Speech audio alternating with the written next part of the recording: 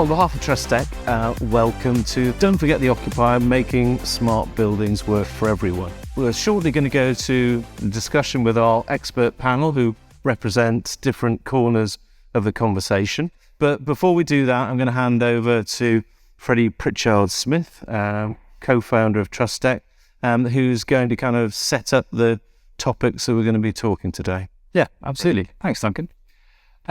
Well, as Duncan gave a very good intro to it, I think just to remind those that have come along to it that what the objective of what we've done today. So first of all, thank you so much for coming along. Really greatly appreciate your support for what we're doing. And the objective today is to actually identify that there's a lot of events that happen where there's silo discussions. So it'll be a landlord event, a tech event, a workplace event. And something that we feel very passionate about is actually, as a consultant, we get to sit kind of outside of all of those and listen to all the different stakeholders. And really the frustration we had is that there's a lot of alignment in these discussions, but they're not happening together enough. So that's why we put this together. As part of the context of the panel, they've been selected from an esteemed group of people, not because the other people weren't great as well, but actually we really felt that the voices that came through were really important. So before we did this, we actually run individual panels with groups of people, the stakeholders beforehand, to get their feedback, to get their views, but in their safe space, with all their other people, their peer group, and actually going, what do you feel? What are you feeling? What's going on in the industry, from landlords to prop tech to operators? And ultimately, what we wanted to do is actually summarize those things and the key points that came out of those discussions, because we couldn't have everyone on the panel because the room would be massive. So some of my real favorite quotes that we've done from these previous sessions that I kind of want to highlight, and we're going to start with the bad stuff and hopefully end with the good before we actually kick off the panel. But one of the big ones for me is prop tech. It's not my problem. Landlords believe that operators should solve it and the tenant should pay for it. This constant cycle of blame, accountability, challenges actually really, we find, stifle innovation being deployed, and tenants don't use the tech, and who pays for it? Those questions are constantly spoken about in all different verticals, and it came up consistently across all of them. And my personal favorite, which we couldn't not share because unfortunately they weren't here today, the description of a smart, sustainable building for people who actually operate it is like driving a Bugatti Veyron to do your supermarket shop in it. Just totally not fit for purpose, way over-engineered, and actually what we really need is so much further away and so much simpler in many ways. So the challenge is, so the reason why the panel are turning around is because they haven't seen this. So they haven't seen what actually they all said about each other or they said about the problems. So this is why they're just double checking to make sure that the discussion today will either agree or disagree with this. And that's really hopefully a bit of fun about this whole part of it. But the lack of awareness, there is so much technology that exists, but actually are people aware of it? Do they really know what's going on? There are so many accreditations available at the moment, like which one's the right one? What does it really mean? What's the most valuable thing that people want to get from it? Too much choice. We talk a lot about the 10,000 plus prop tech solutions that exist in the market. Which one's the right one for you? Service charge costs, adoption, value proposition, really challenging. All these things are faced by alignment of every single one of the stakeholders on the panel today. There are a few peripheral ones, which I think is also important. The things that actually were most important to each of the stakeholders, and this is about occupiers, left out of the conversation. Too often these things happen, decisions are made without their engagement with an occupier, with their group and decision, and that's something that we really want to change. Do you want to look at this one as well? On the positive side, so what is a smart building? What things do I actually want from a smart building? This is the big question we want to try and answer and distill down to the most valuable parts of it. Again, thanks for turning around. What was really interesting for us is the consistency. There's actually not that many things that were outside of actually, we all want the same thing. We're all pushing towards the same thing, but actually we're not necessarily delivering it. So energy optimization, cost reduction, access to data. I want to have information about it. I want to have consistently. I want it to be easy for me to get hold of, but also building utilization. So workspace, have I got enough people on site? How many people are coming to site? A problem that COVID has obviously massively pushed forward, but it's very relevant and critical information for all the stakeholders, be it from ESG reporting, be it from property management, or be it just from a general operation perspective. Issue reporting, the classic, and communication. From the landlord side, that was a really important one for them. We want to have access to be able to talk to people, for them to talk to us, to be visible and accessible for them. The occupier one, no fluffy apps. I'll leave that open to interpretation and hopefully for a discussion later on today. But yeah, just kind of that's our summary for what we did before today. And today, obviously, is not. We can change this, we can rip it up, we can start again. But that's really hopefully a bit of context of what you all said about each other and what you said about the problem. And I suppose now is over to Duncan to lead the questions and discussions. Great. Thanks, Freddie. Just before we start, I know the panellists will be known to many of you, but I thought if we can just go from Amanda down the line and just say a little bit about your business and what you do.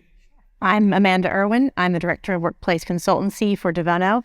We are tenant-only advisory from workplace strategy, what I do, through to leasehold, flex, and we also have in-house design and build. Hi, I'm Adam Forster from Rhetoric. Rhetoric are an investment manager with a platform all across Europe with 7 offices and 10 billion euros under management. Primarily a retail portfolio spawning out of the C&A department stores.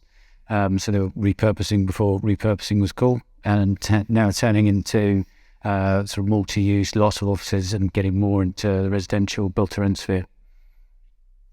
I'm Helen Cave-Penny. I work at Avora Global. We are an ESG consulting, but also have a data management platform. So on the tech side, but we are also wider than that with consultancy as well. Hi, I'm Adrian Dagg. I'm a partner at SHW. We are general property consultancy, so all multidisciplinary services. My specialism is I'm head of property management, so from the operator side, helping everybody get to the end solution. Great. We know who you are, Freddie.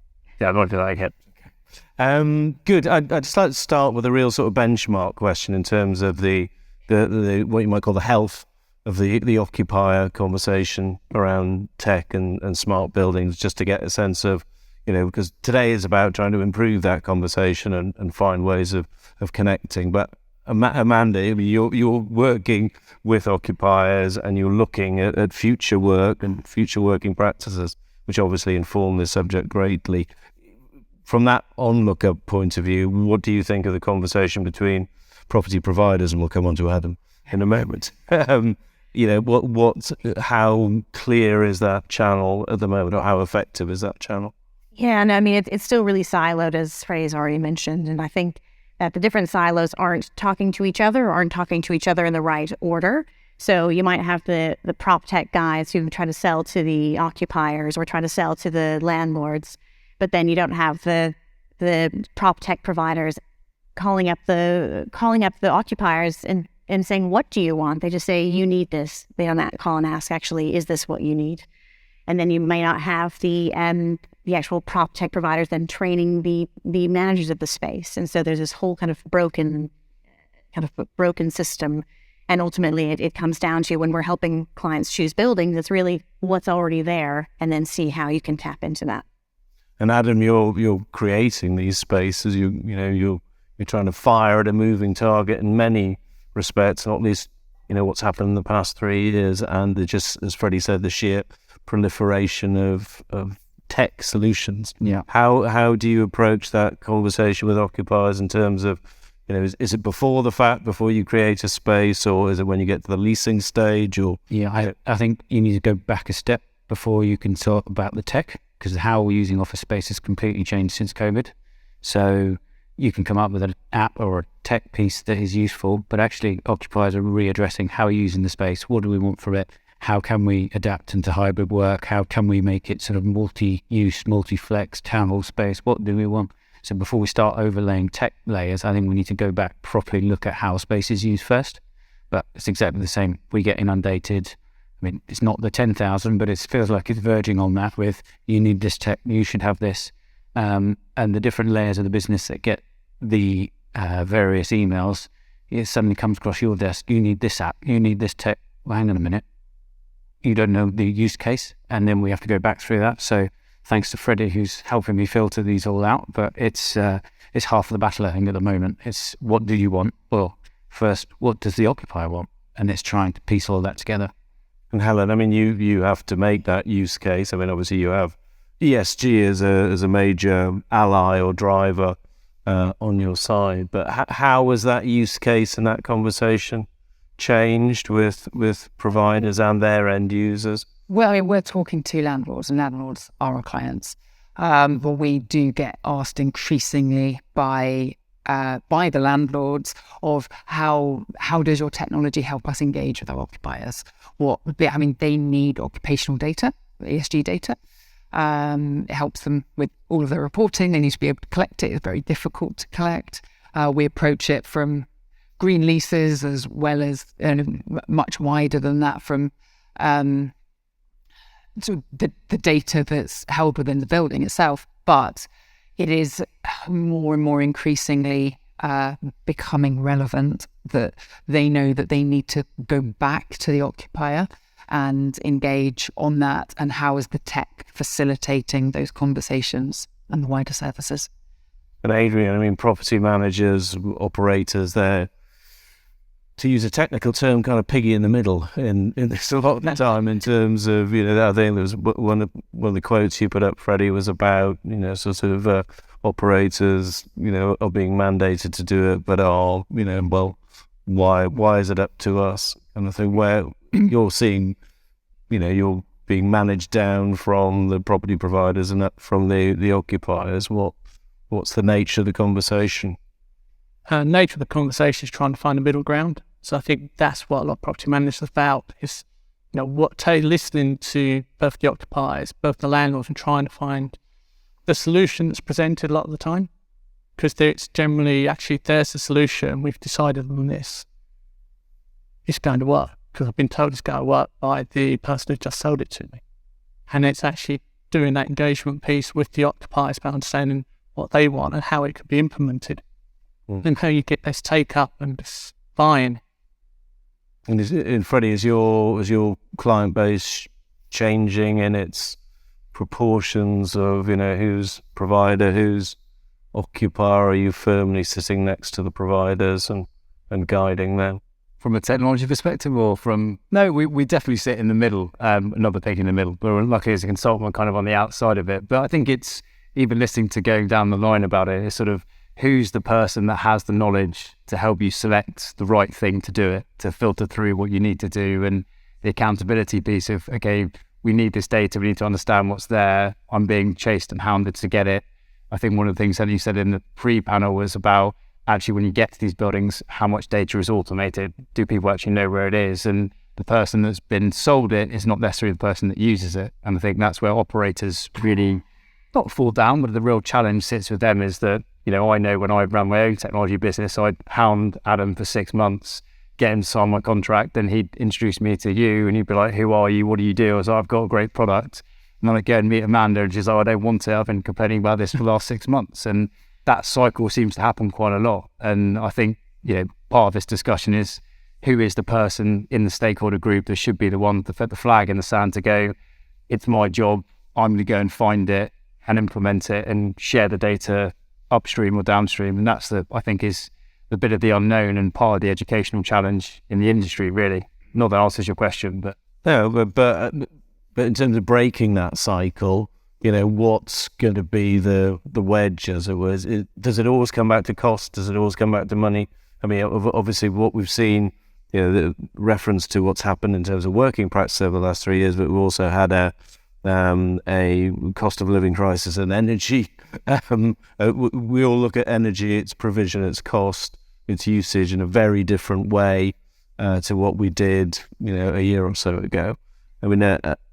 Amanda, is there are occupiers more aware of that sort of cost in use, and obviously the fact that you may only have 60% of your workforce in a workplace each week? Is that something which is is that helping to get them to engage with sort of tech solutions and tech monitoring?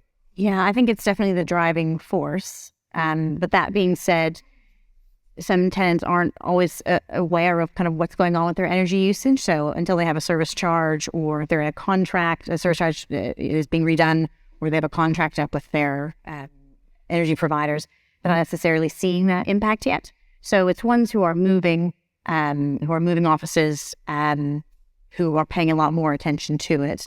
However, everyone is interested in the ESG conversation. So when we're talking about, well, what do you want from your technology in this building? It is, well, it's something that can help us meet our ESG goals, which is really difficult as a tenant because you have very little say over actually what goes on in the building. You can just hopefully get the information for yourself. But it's something that people are interested in, but the kind of levels really depends on where you are in your lease or your contract with energy providers. So I guess ESG is a wrapper which is enveloping everything now. And Adam, from your perspective, Redevco as an entity has to have awareness and commitment to ESG, and you're looking at that and your occupiers. How is that now linking up through the actual product of the buildings that you're creating? It's certainly the driver. There's a big focus on innovation generally, but I think without from a top-down level clarity on this is the data we need to record, this is why, and this is where it goes, it makes the application and the use case for it all, because there is so much data you can get. But if we're feeding into a machine that actually isn't useful, what's the point? And it's then hard to justify that via a service charge or try and make a tenant pay for it if it's data for data's sake. So I think there needs to be a uniformity of data and reasons for it, so we know what we're going to capture, why, and then you can narrow that conversation down. So I think that's probably the biggest driver, and the lack of definition of what a smart building is. I think everyone, certainly internally, gets very excited. Oh, smart building, but doesn't really understand what that means and why it would be smart and who it's actually going to benefit. What would be a smart building for you? What its kind of key characteristics? I think you'd have to go right back to the beginning, pre-acquisition, and if you had a digital twin that would speed up your due diligence, you know what you're walking into from an asset management starting point. You can then sort of narrow down that first year of ownership. You know where the problems are, know what the good bits, know where you can change. So if we had that as a platform and a base to start on, you're not starting your audit before you sort of begin. Yeah, because digital twinning, I met somebody at MIPIM who does this, and they do it for Sainsbury's and Google, funnily enough. And there was a lot, they were walking me through this. I mean, is this a technique that's increasingly used? It was something that was new to me. And how does it work? It literally runs a model of the building that you're going to create, and it models kind of how it works, and I think that's the theory. But again, there's no global common definition of what is a digital twin. You could have a nice marketing walkthrough tool, or you can have something that's essentially a BMS on speed. But again, it goes back into the problem of this is information overload. Yeah, do we need to know the complete data from heat pump 7 on top deck roof? Or maybe not for the purpose of that. So it's a lack of clarity in what we're doing. Yeah, Ellen, you were smiling there. Is this? No, I was thinking everyone is on such a different journey there, and they're in a different place of the journey. And you've got some landlords that have got really advanced targets that they've set. They've got big legislation requirements depending on, who they are as an organisation. You've got others that need to check a box. They know it's important, but they don't have an ESG strategy. They don't really know where to start. And it's the same with an occupier. Some occupiers, all they're going to want to know is, how can I reduce my costs? Are you going to be providing me with something that's going to give me a way of reducing my electricity costs or whatever? Whereas others are going to say, we want to, because of the organisation we need a building that's going to reach net zero, and that's where we're going to pay a premium in lease because of that, because it's aligned with our agenda. And I think it's recognising the different journey and what's important to different people, and therefore some tech will be completely irrelevant, or it's how you position it. And in that sense, maybe it is the tech company. Maybe it's a tech company that needs to engage with all the different stakeholders and explain what the benefit is to each person. As in whether that's the property manager, the occupier, to make sure that that's adopted. But having spoken to someone recently who is very much on sort of the smart meter side, very much at asset level, their frustration is every time a building's sold, you've got to re-educate, which you can see that's a constant cycle that you wouldn't want to get into.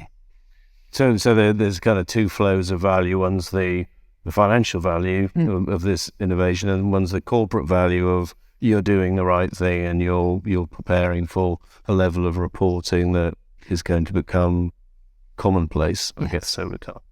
But Adrian, I mean, you must see this up close in terms of data collection, but does it go into a big box and then do anything, or is it just being collected? There's a mishmash. So some data's collected is really quite useful. And as a property manager, you can look at it once you've got your head around it, had a bit of training and drill down and go, actually, this looks wrong. And therefore, you can then go to your specialist, like your M&E contracts, and say, actually, can we have a look at this a bit further? Is this working properly? Is something going wrong? We seem to be running the plant all the time.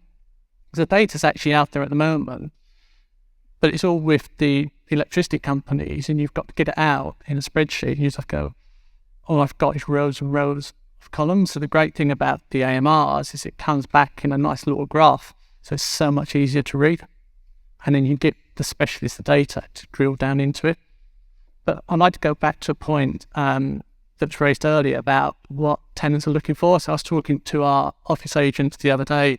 We do a lot of commercial agency around the southeast, not a huge amount of big stock in London. And around the southeast, the conversations, the questions are, what's the, how sustainable is the building? And like, is it green rated? They're not getting questions of tenants, potential occupiers saying, okay, so what's the tech in the building? How would it get me data out of it? And what can we do with that data to help us as a business for our own CSR reporting and actually help us manage the property to reduce the consumption costs and make it more efficient and reduce the running costs of the building? So I think there's the larger corporates probably need to lead on this a bit, along with the larger investor landlords, to say, actually, this is what can be done. So I think it really needs both parties to lean in together and sort of work, how can we do this together? Rather than saying, because there's all this talk about landlords, occupiers, operators, and it is just our little Venn diagram earlier, we should have been like a teepee. But then Amanda, like the acquisition agents, the team that represent them, obviously that's not you, so I'm not throwing you into the line of this, but as part of the advisory services, like are those questions of, interrogating a BREEAM, and we talk a lot about BREEAM in construction, not BREEAM in operation, but part of the agents talking about it, are they educating the clients who you should be thinking about these things? I know you're asking me about the sustainability, but actually here's a whole other thing you should be thinking about. Should be acquisition led or? Yeah, with our agents, it's really, if the client is interested in it, they'll ask some more questions. But it's an education piece on clients don't know the right questions to ask. Our agents don't quite know the right questions to ask. Sometimes the leasing agents have a really nice brochure, but they don't really know. If you had to ask them a question, they might not be able to answer you. So there's a real knowledge gap, I think, between everyone, honestly. And there's the whole area of accreditation, from EPCs right through to, BREEAM Excellent or whatever. In the sessions we did in preparation for this, it seemed that I'd always thought, well, that's the gold standard. That's the definitive marker that you want on a building. That's got to be a good thing. But is it quite that straightforward? Because it seems to have, Adrian, you're shaking your head. So technically, you've got NABERS, which is the new rating scheme from Australia that's come across, because the problem is you have a great building used inefficiently. So if everybody goes in and goes, this is a brilliant building, and leaves everything on, this will burn more CO2 than the building which is potentially 20 years old, where the occupiers turn everything off. So you can have a great building, but it's how it's used by the people in the building. And it's like around home. How do you use around home? You can either use lots of electricity and lots of gas, or you can cut back and use less, but you need to use that conscious decision, and that comes back to everybody working together. Everybody needs good neighbours. Yeah. I was going to say, isn't that what's great about NABERS is they do require, is every 2 years you have to get recertified? Yeah. Whereas BREEAM, as we were kind of talking about earlier, if there's the stat that it might be BREEAM in construction, but then only 14% of BREEAM buildings are then BREEAM in use. And so it's something that we look at as well when we're advising our clients. Well, it's BREEAM this and it's EPC this. And then when they actually get in, what's the benefit that they're getting from it? So only 14% of buildings that are built as BREEAM compliant are actually then operated. Yeah. And if those buildings are actually operated correctly, if their operators know how to use the use the IBMS and things like this, it's kind of questionable. Yeah. And Adam, I mean, presumably as a developer, there's a lot of pressure on you to be gold standard. Exactly the problem. We go back to the office agents and say, what rating do we need? And they say, don't know. Death by ratings is the phraseology we've had. So we've gone for we've gone for various different sort of smart accreditations, and there's no uniformity at all in what we want to try and do, A, as a business, and B, for the right product. So it could be neighbours, but could be BREEAM, could be BREEAM in use, could be BREEAM in construction. So we stopped doing BREEAM in construction a while ago and just focused on BREEAM in use, in operation, post 1 year of a completion, just as a benchmark internally. But then as we're doing office schemes, it's exactly what do we want? What does an occupier want? Is there any benefit to us from capital value point of view? Don't know. But actually, what do the occupiers want? We can go for a BREEAM, but if they're not bothered, what's the point? So we need help on that, because there's just so many options. I think, again, going back to the earlier point, if there was an overarching standard or rating that incorporated the smart tech, incorporated the wired technology, the wired score, and the ESG appropriate bits from both neighbours, well, and BREEAM all as one, almost like an EPC A to E equivalent, that would make it a lot easier for everyone to understand, because everything's incorporated. You know where you stand. But it's quite tricky to bring all of that under the same box, because you might have something that's super prime or something that's secondary and Brighton, and if there's only a single uniform rating, it might be an unfair way to do it. Well, exactly. And this is one of the big questions, is actually all this the smarter tech, the smarter buildings, how would you apply it to a 20,000 square foot building in a market town in the UK? Which I think is the real challenge, because how much of UK real estate emissions are generated out of properties owned by the major funds? Yeah, because it's not as big a proportion. I mean, obviously the LGIMs and the M&Gs and Avivas and stuff are they have to walk the walk. But I mean, you've got a statistic, haven't you, about how much stock there? 30%, 30 to 40%, I believe. So we've still got another 60% of UK real estate generating the CO2 around the country.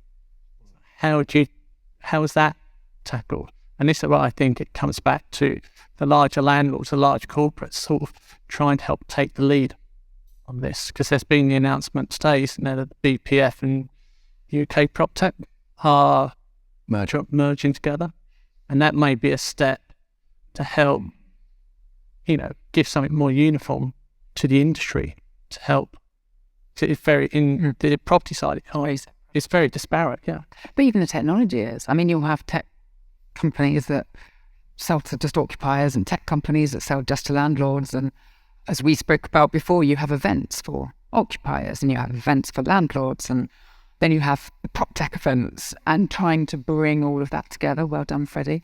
It doesn't often happen, and which means that you've got different conversations. And I've been to events before where they tried to attract occupiers, and there's a whole load of landlords and agents and things like that there, and you've got 3 occupiers.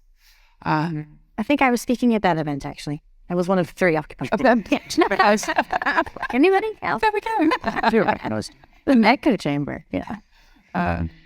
But I suppose that comes back to the one of the biggest challenges is that the relevance to a lot of these businesses is just not that important. The key stats and the information that's actually they need and that's pertinent is sort of all the amazing digital twins and the exciting things you could do, and the infinite optimus. You could have this, you could have that, but actually for many of them, they don't work in real estate. They don't work in PropTech. They don't really care. It's a means to an end of a business where they're questioning how they operate from a hybrid working perspective, and throw in 50 different options they could potentially have. And this bill, it's like, well, I just want the building to work.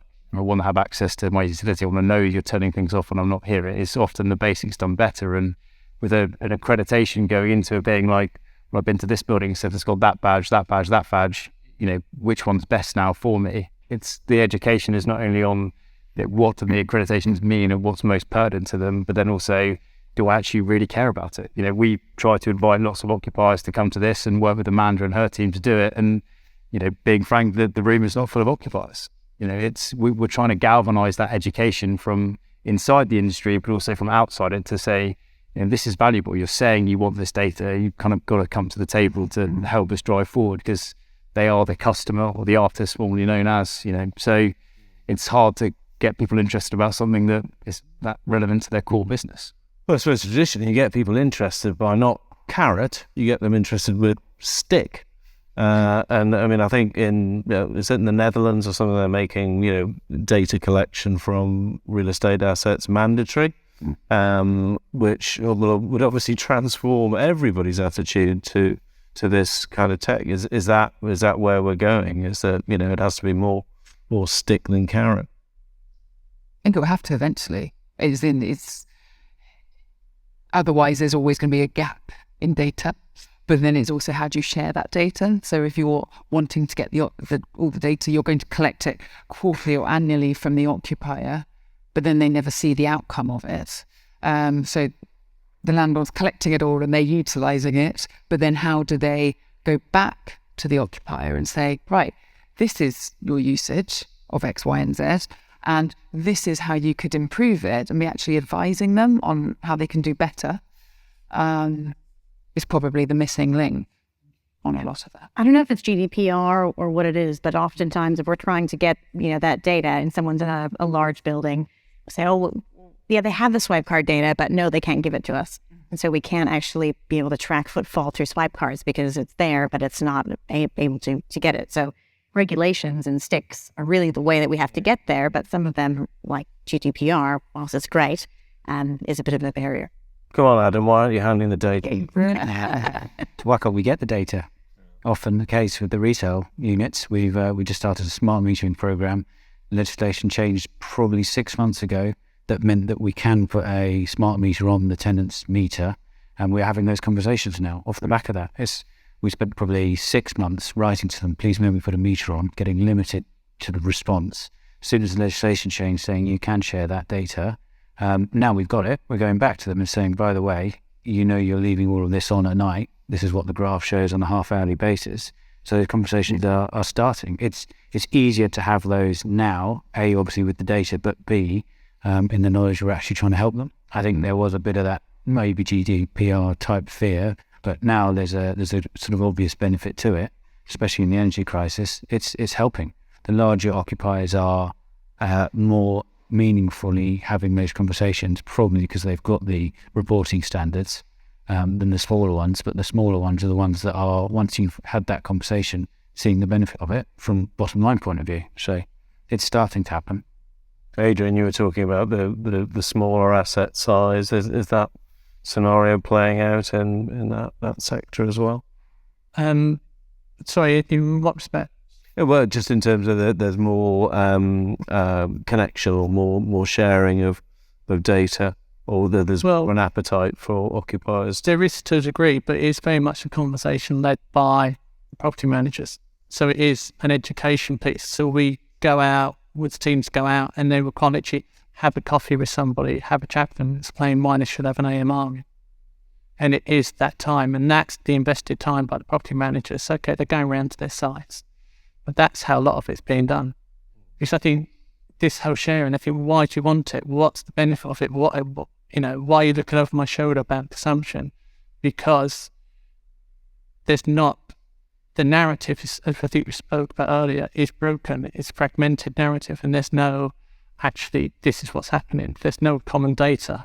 So we're on the Better Building Partnership, Managing Agent Partnership panel, and one of the things we've discussed about is all the data that comes in, all the big funds have it in different standards. So if you then push it back out, how do you get it back out to your occupiers who they've got across several sites in a basis they can analyse it? It's all different. So they're then spending time, so therefore everything becomes harder. When everything's harder, so I think the other things you also brought up is the reduction, the shorter and shorter lease lengths. Yeah. So when you're coming with big capital investments to make big changes, it's like, well, the ROI is 5 years. It's like, well, my lease term's a year and a half. So quite frankly, I'm not that keen on this because I'm not going to get the benefit. And so you've got that other battle of doing it. throw in the mix of actually we're putting the asset on the market to sell. It's like, well, I've just spent 9 months, get everyone around the table to commit to doing it, and now you're going to sell the building, and the new buyer might put that all in a bit. Yeah. So inherently, a lot of these things can become, well, is it really worth it? Will it actually happen? And I can find it must be really frustrating from you to get to that point and hit that blocker. Yeah, there is. There are blocks like that, and you have this whole lease structure issue, the length of term, and actually the mechanisms within the lease, because it's really hard to even spread cost over 3, 4, 5 years unless a landlord's going to self-fund it and drop it in each year. And when you get away from the big players and you've got an investor, it's like, do they have the money or the desire to drop in £20,000, £50,000 and recoup it over 5 years? Okay, so I think we've established there's a problem. In a minute, the panel are going to solve it. But before that, I suppose we wind right back to sort of this introduction of tech into the provider-occupier relationship. One of the first things was apps.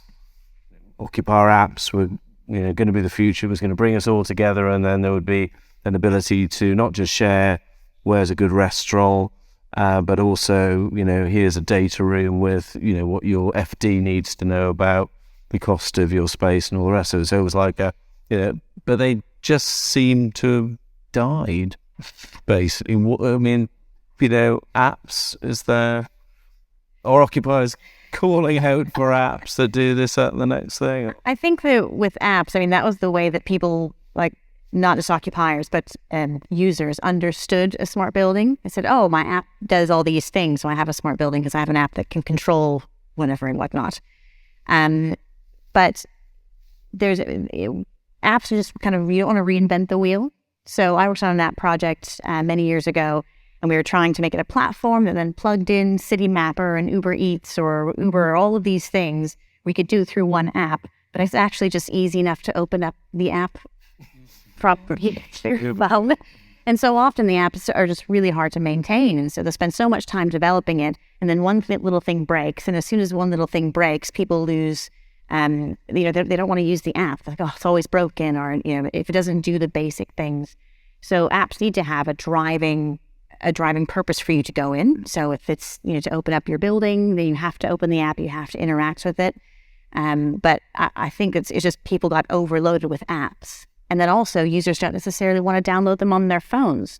So even if you tell them you're going to get all of these great benefits, especially things like geofencing, where it's like, well, it'll tell you when you're coming near the building and things like that, they don't want you to be tracking their phones. So I think that, I don't know if have apps totally died? They haven't been talked about as much, but It's two people from app providers. I was going to say, Yeah, they might big smiles. questions on that later. It's Adam. Sorry, do you create apps to market buildings and? So it's exactly the same problem. There's just so many different options out there that may or may not work in each individual use case. And can you justify it just to the tenant through the service charge that there's a relevance to it? If it's access, you don't need an app for that. If it's the data, well, do they actually want the data? They've already got different offers coming into them 10 times a day via email. So do they need another food voucher for £5 off over the road? I don't think so. So without a justification for needing it, it's quite hard to say it works. In the smaller building, probably not. In a huge office complex where there's hundreds of thousands of people, maybe. But actually in a smaller individual case, it's hard to justify it. So does it come down to, if over time, less of the workforce will be in a building at a given time, so the theory is that businesses will take less space but make it work harder. Do apps just come down to something as simple as room booking, or just something or desk booking? I guess if there's 600 people or 900 people at 600 desks, you need to book a desk. Is that the sort of just something really functional and really related to the building? Is that the primary value? I think that's where a lot of the occupiers are at the moment. They're using apps as a booking system to book your desk. And so you can check in, you book on, you check in, and you're using that so actually they know how the building's being occupied.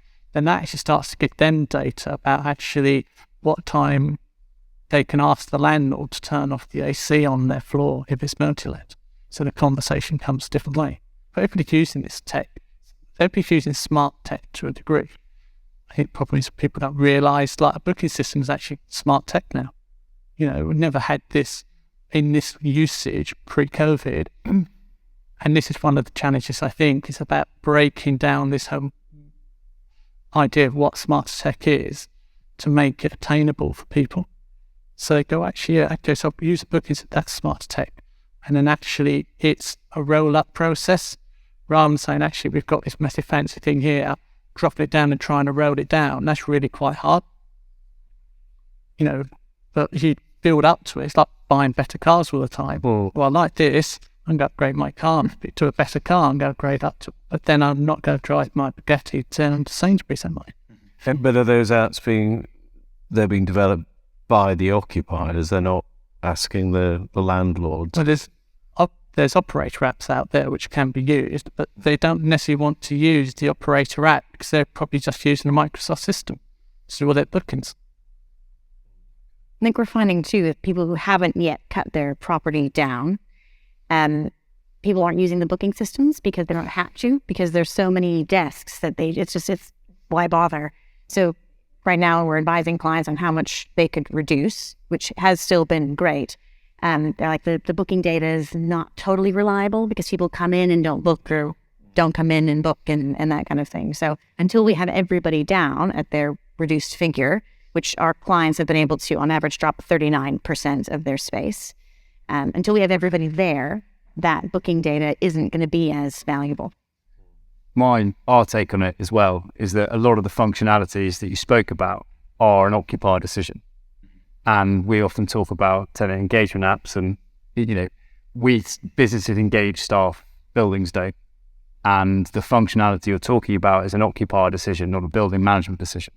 The things that you have control of as a landlord, as an operator, are not they are there to support the conversation around optimization, but actually there are 146 hybrid working booking platforms.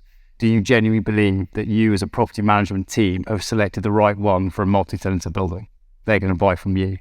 You know, the thinking about the silos, but also is in what is in your remit, what's in your gift, what's in the importance of your operational delivery that is actually helping someone choose their desk booking system. Depending on how big their business is, they might have one already. They might have a multinational agreement with another company.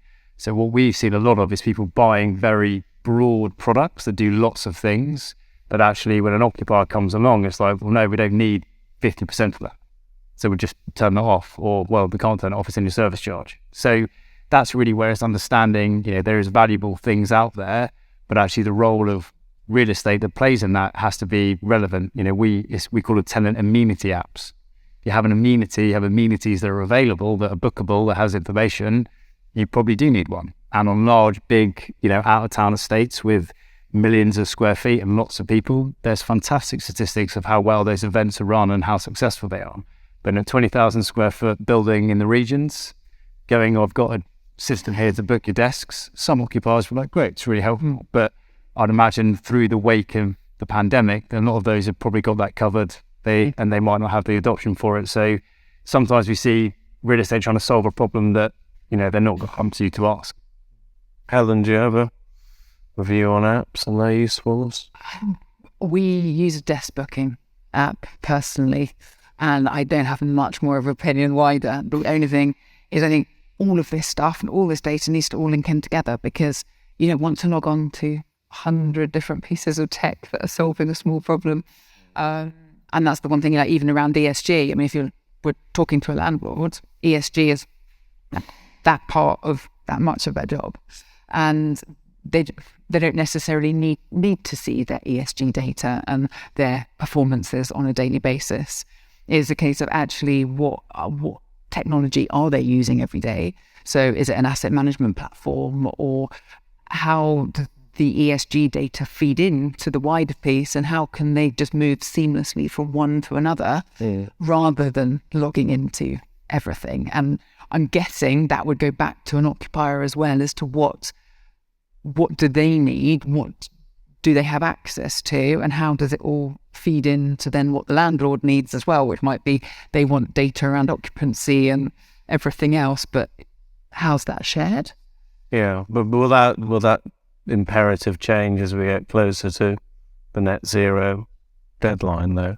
Will it, will there be a kind of a generational change that, or do people don't believe that the net zero deadline is either going to be enforced or is achievable? Who would like to answer that? Well, according to Property Week last month, we're nowhere near getting there. So I think it's a lot more sticks are needed to get people, because generationally, when you're looking at, millennials somewhat, but Gen Z, they're wanting to work for green companies and companies that align with their values and things like that. And once those people that generation is starting to lead things, it'll really start to change. But at the moment, it's kind of like, well, it's not going to happen in my lifetime, perhaps, or it's too expensive, or the economy, or this or that, until there's the sticks in place to get people there. And that's what Property Week said as well. Until the regulations are there, till the tax incentives there, it's not really going to happen, because it's not worth the... When it starts hitting valuations, once it starts hitting valuations, it's, that's the stick, because we get clients phoning us now saying, we've got to understand our data because we can't sell this asset until we can provide XYZ data. And we don't have that data because we don't know where it's held. So then it comes back to actually is affecting the performance of their portfolios, and that's the stick. Sandra Mill, major investment manager, is that something which is becoming? It's more and more the drive from a portfolio point of view. The green premium / brown discount debate carries on.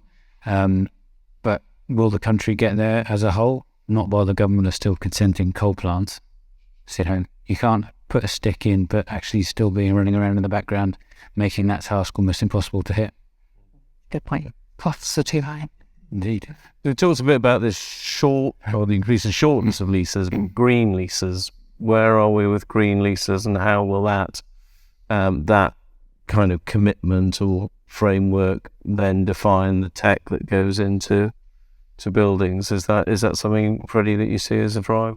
We'll have to borrow Rachel, who was on one of the panels with Amanda, from an occupier perspective. So being a law firm and head of FM, was pretty well placed to do that. And I think her sentiment was generally that there's a reluctance to have any things in the leases that might essentially allow the landlord to take back the space, or be them forced to be kicked out, or them to be in breach of it. So actually the lawyers themselves have become lawyers and are very concerned about, will do best endeavours to hit these things. So whilst I think there's a drive towards it, and there's definitely more conditions coming in, there's still a little bit of reluctance and a fear of, we don't know how to solve this problem, so we're not ready to sign up to it. But hopefully it will drive forward the opportunity to bring in anything that's in the building, to make it aware to people that it's there, and we want the data to be shared from the day you move in. And hopefully it will be less of a legal negotiation point, more of actually, if we don't have it, that's a concern. And I think Rachel mentioned that they're starting to put it into any new leases that they do. They have to have access to this, because they sort of learned from past failures of where they've had troubles of doing it. And I think the analogy she gave was on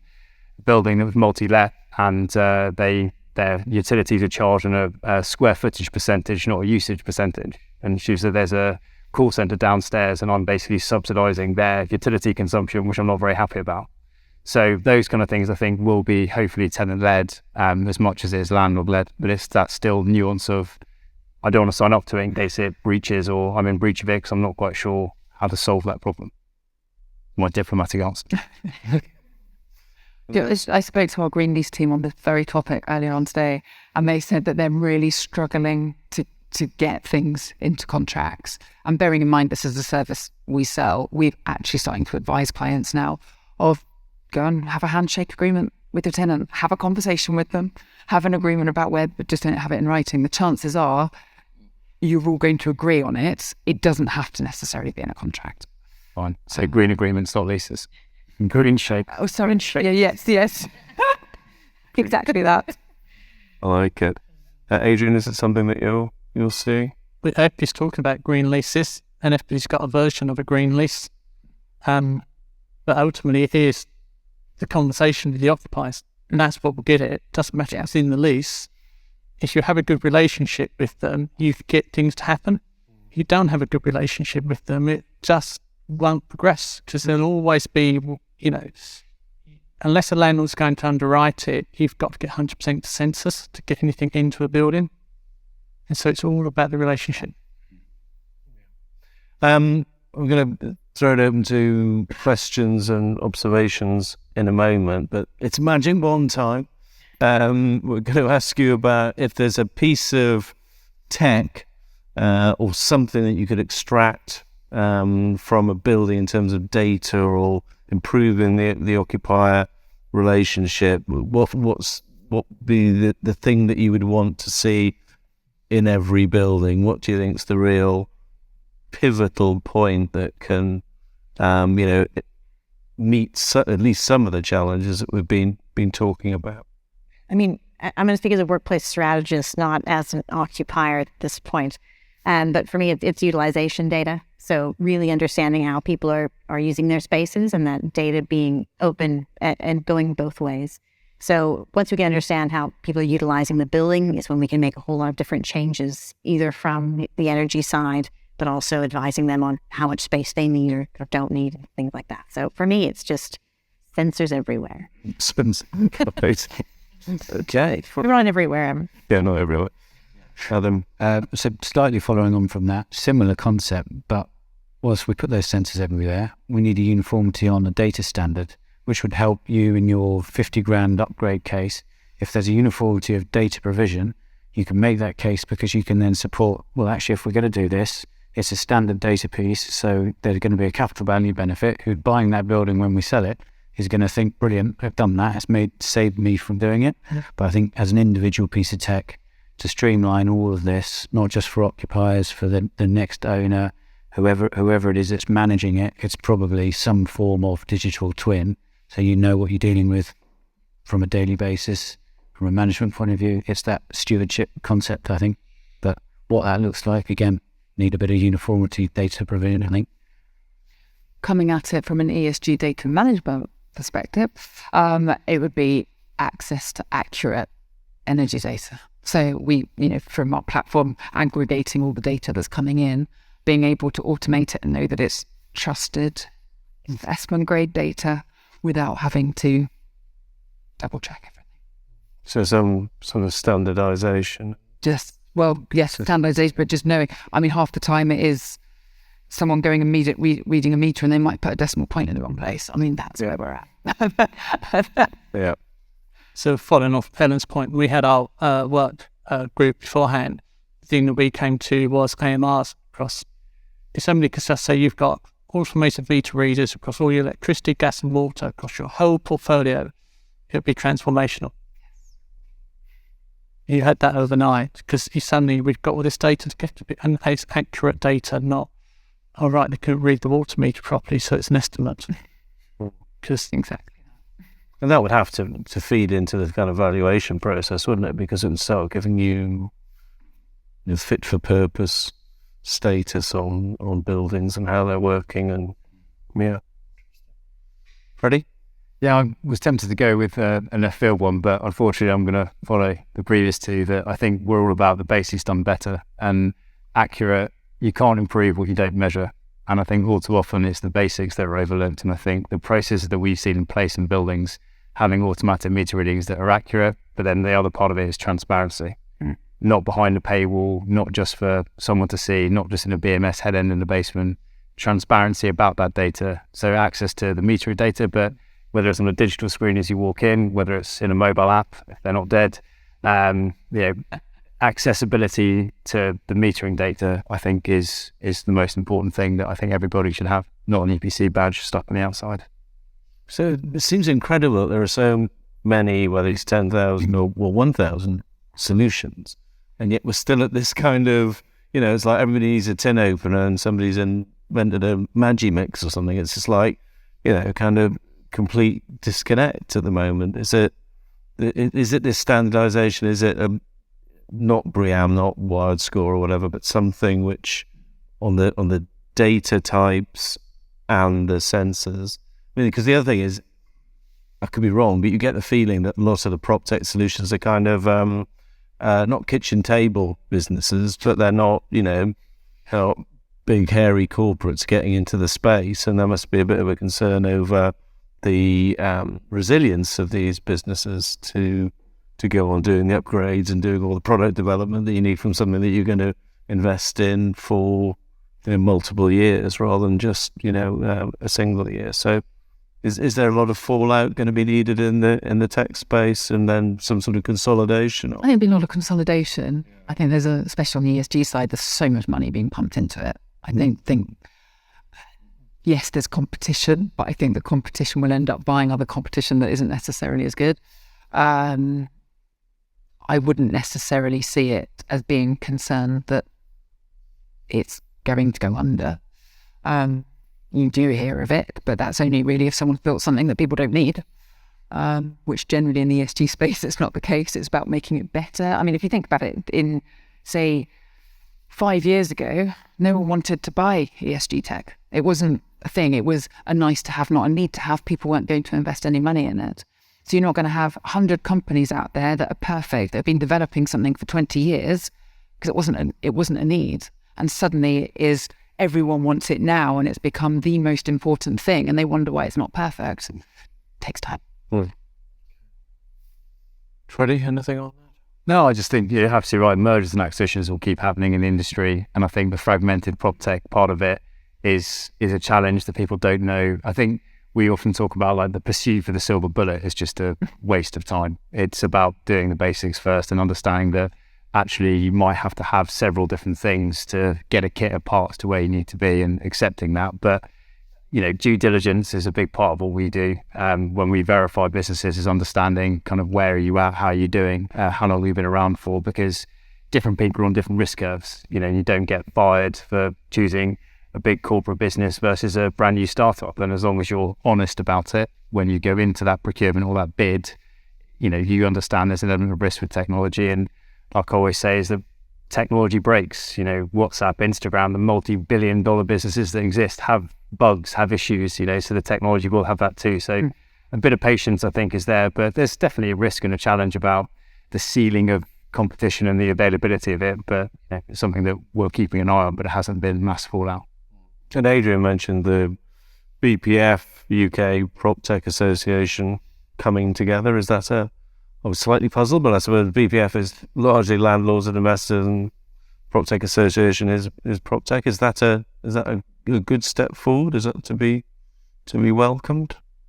I think it's really positive. I think it's going to get the right voices together. So it's, rather than having prop tech companies working over there and BPF working over there, and it's in the same way that we're talking around occupiers. It's, you've got the big occupier events such as Cornet. All the occupiers go there, and you get but you don't get many landlords and tech companies that are going into that as well. So it is all a bit disparate. So I think having those two together, at least it's a starting point of it working to a common agenda rather than separate. Right. Well, I think we'll wind it up there. Thank you very much to the panel. I'll just hand over to Freddie to say some. I think Michael was going to say something. Michael, he is here. He's hiding in the background in the cheap seats. I think the key thing is working in real estate now and working on multiple sides, seeing it from Adrian's perspective, the occupier perspective, speaking to absolutely everybody in the industry. There isn't a silver bullet to it, but there has to be more communication. So my takeaway from this is, don't just let this be the end of it.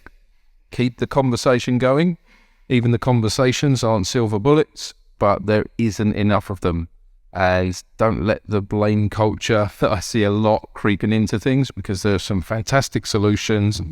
Occupiers, funnily enough, want the same things as everybody else. And when you get into a landlord saying, what's the occupier one? And the managing agent saying, well, have you asked that? And the tech company going, how can we help the occupier? Everyone's saying the same thing. So the silos really don't need to continue. It can be occupier focus more and more. I'm not saying that today's the answer, but your question is occupier, occupier, occupier. All the while we keep repeating that in our heads, it's going to be the norm. And there's going to be lots and lots of noise around, but there's lots of us, as you can see in this room, so thanks again today, that care about these things. say thank you for everyone for your time. Thanks, Michael. Thank you, everybody. Well done.